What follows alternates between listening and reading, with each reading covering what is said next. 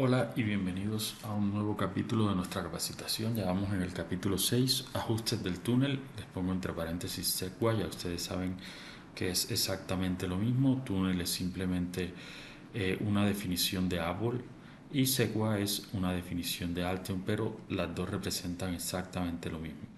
Si a mí me preguntan cuál es el fin del túnel o del SEQUA, básicamente ahí estamos definiendo reverse proxy y las reglas de juego para hacer el parsing de HTTP y la verificación de RFC compliance de HTTP. Quédense por favor con esa definición. El reverse proxy, definición de compliance, reglas de parsing de HTTP. Muy bien, esto es el avance que hemos tenido hasta el momento. En el capítulo pasado vimos el repaso del Web UI. Espero que haya sido de provecho, sobre todo para refrescar ciertos conceptos de la capacitación oficial. Y ahora vamos a ver las opciones a revisar cuando uno hace una configuración de un nuevo reverse proxy, una nueva configuración del túnel. Como siempre, la mejor forma de ver esto es a través de la práctica, entonces saltemos a nuestro Altion. En realidad ya acá tengo abierto el Raspberry Security Console, estoy en Configuration, vamos aquí al túnel, al SEQA1, cierto que fue el que creé, y en General Properties. Entonces miremos las opciones más importantes a tener en cuenta.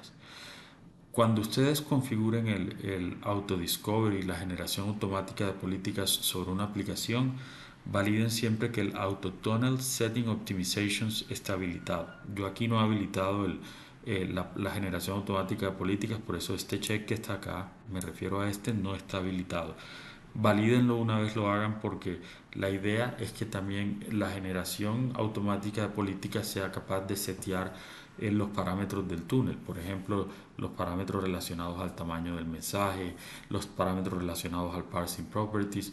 Para ello, el AutoTunnel Setting Optimizations tiene que estar habilitado. Solo que ustedes no lo tienen que hacer manualmente, eso hace parte del proceso automático. Lo dejo ahí solo para que entiendan a qué hace referencia a esto y lo pongan lo consideren cuando habiliten el auto policy generation. Acá pues ya pasamos el túnel de Operational Mode Active a Passive, y acá quería darles otro tip que es fuente de confusión. Ustedes ven que aquí dice X forwarded for header y uno tiende a habilitar este pensando que esto va a permitir lectura del X forwarded for. No, la lectura del X forwarded for se hace acá en CDN como les expliqué en el capítulo pasado. Si ustedes lo configuran acá, simplemente van a hacer override de la configuración que esté en el X forwarded for. Entonces, normalmente eso no es necesario porque siempre hay un reverse proxy adelante del Apple. En este caso, reverse proxy es el Altium. Si ustedes tienen un deployment en donde el Apple está frenteando todo el sistema, quizás ahí sí haga sentido hacer el X forwarded for. Pero créame, regularmente ese tipo de despliegues no son implementados, puesto que hay reverse proxies especializados normalmente en las aplicaciones de nuestros clientes, en general balanceadores de carga, CDNs, etcétera, en donde ya se ha escrito la IP en el header, y lo que necesitamos en el Apple es leerla, no reescribirla. Espero que haya quedado claro. Hostnames los vamos a estar utilizando para la definición de la política de seguridad, así que son bien importantes. Vamos a adicionar mi hostname acá. Para los que no recuerden, esta es mi aplicación y este es el hostname use1.lab.local. Entonces ese es el que vamos a configurar, 1.lab.local. Ok, recuerden, eso lo vamos a estar utilizando luego. Voy a darle acá submit y ustedes ven que inmediatamente el botón de apply se me ilumina, ¿no? Hay un highlight sobre el apply que yo puedo hacerlo enseguida para aplicar las configuraciones. A mí me gusta esperar un poco, es decir, terminar, por ejemplo, de hacer todos los refinements sobre el túnel y luego sí apply. No por cada cambio que haga hacer un apply. También les dejo eso sobre la mesa, ¿no? Es decir, si hacen varias modificaciones, no tienen que sobre cada modificación darle clic en un apply y save, sino hagan todas sus modificaciones, submit y al final vayan a apply. En HTTP Properties aquí se definen propiedades generales de HTTP, propiedades que van de la mano al compliance de RFC. Mis recomendaciones acá, si no están utilizando WebSockets, como es mi caso, esto es una aplicación web, no tengo WebSocket por ningún lado, pónganlo en bypass, no lo pongan ni en activo ni en block porque puede generarles falsos positivos. Eh, en cuanto a los timeouts de HTTP, esta es la configuración correcta y está por defecto en los tiempos, ¿no? ¿Qué les va a permitir HTTP timeouts o contra qué los protege HTTP timeouts? Contra ataques de tipo low and slow. Miren que él va a esperar por respuesta del servidor por 60 segundos. Si no habrá recibido, va a enviar un reset al servidor. Lo mismo el cliente, va a esperar que haya, o sea, que haya datos del cliente luego de 60 segundos. Si no lo hay, también hace exactamente lo mismo, un reset de cara al cliente. ¿Qué protegemos contra esto? Como les mencionaba, ataques de tipo low and slow que buscan mantener las sesiones siempre establecidas, mandando poca data y de forma muy lenta. Aquí luego de 60 segundos vamos a terminar esas sesiones. Un posible ajuste es el siguiente: si un actor malicioso se da cuenta que estamos terminando las sesiones en este tiempo y baja, por ejemplo, su timer a, no sé, 45 50 segundos para envío de datos, entonces estos valores deberían ser bajados, ¿no? Slow Loris, también tenemos aquí firmas para el time gap between checks y también minimal amount of send data de 50 kilobytes para protección nuevamente de contraataques de tipo low and slow. Entre HTTP timeouts y la protección de Slow Loris, eso es lo que buscamos, ¿no? Deshacernos de sesiones que estén ocupando nuestros recursos de forma anómala. Otras recomendaciones acá: Masquerade Server Identity, en caso de que haya mucha información, que haya un information disclosure cuando hay un error en el servidor. Esta es la forma de hacer el refinement de eso, de configurar para que la identidad del servidor se enmascare. Lo recomiendo en caso de que tengan esa problemática, y eso es muy fácil de validarlo sobre una aplicación. Vayan a un path no existente, traten de buscar errores sobre la aplicación, por ejemplo un 403, un 500, y ahí se van a dar cuenta de qué tanta información está dando el servidor y si es necesario enmascarar su identidad.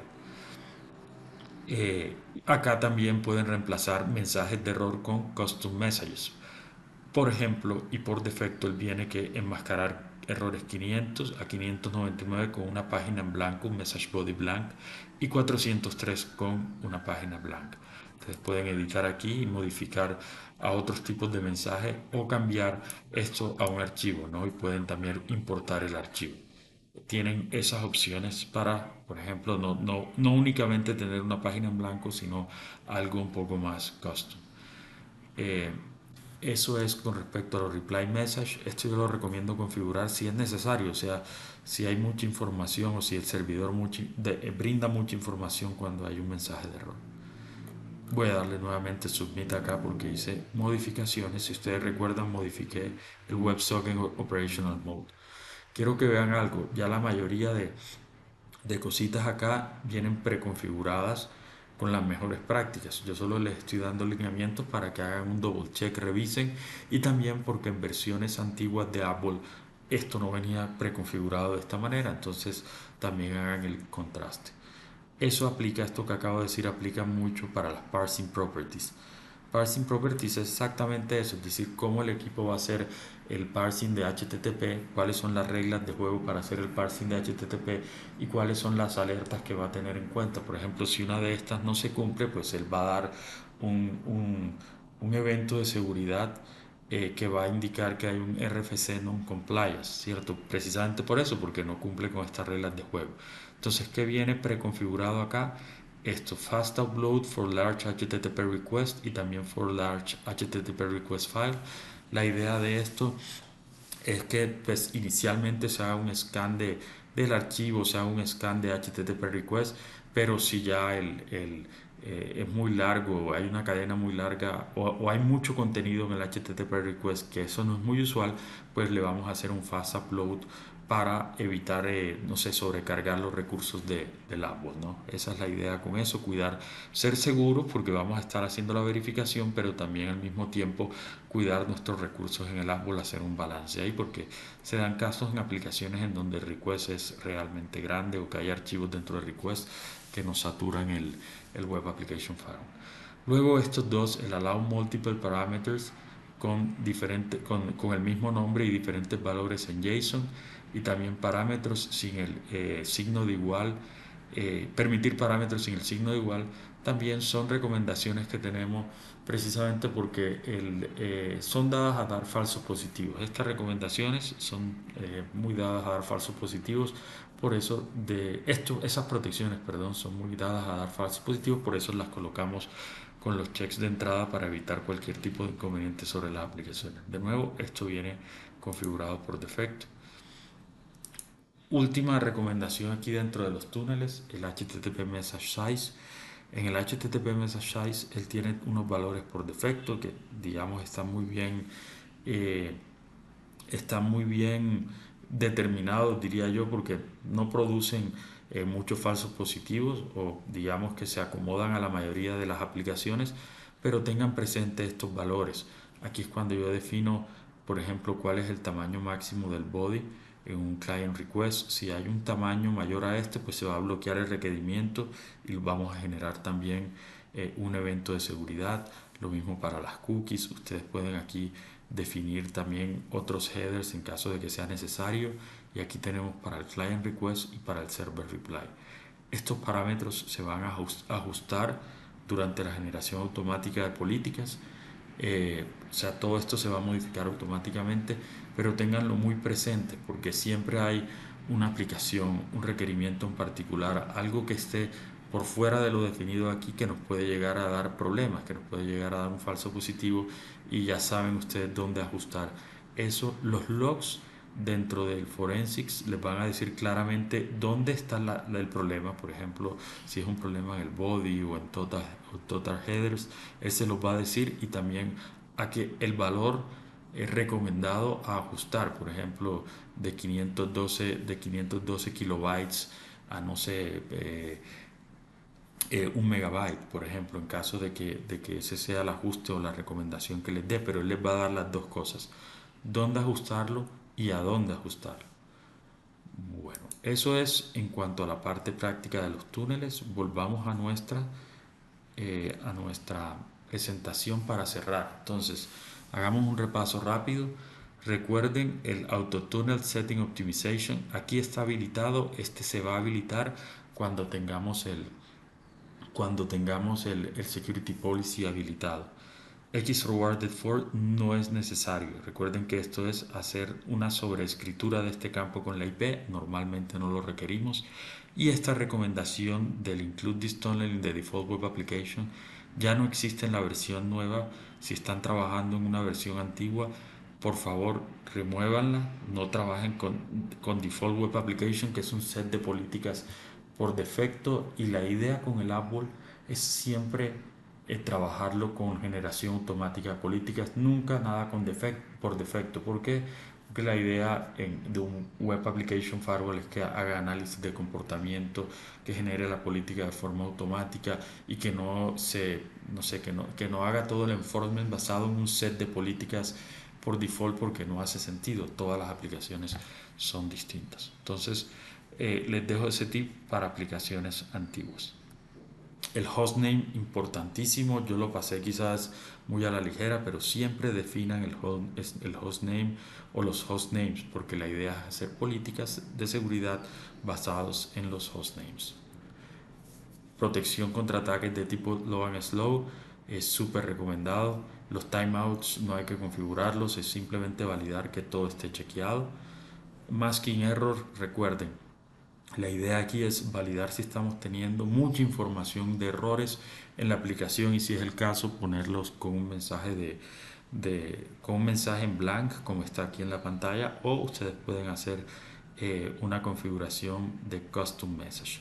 Esto es, mi recomendación acá es que solo lo configuren si es necesario. Incluso hay muchos desarrolladores que ya hacen todo este proceso de aseguramiento, de hardening sobre sus aplicaciones y son muy conscientes y reemplazan los errores, por ejemplo, con una respuesta a 200 OK y con una página estándar de errores, ¿no? No con la página de, por ejemplo, del Apache o la página del web server, sino una página que ellos mismos diseñan. Y pues ahí uno no tiene que hacer ninguna modificación. Por eso este masking error yo lo coloco como un opcional, o nuestra recomendación es que sea opcional.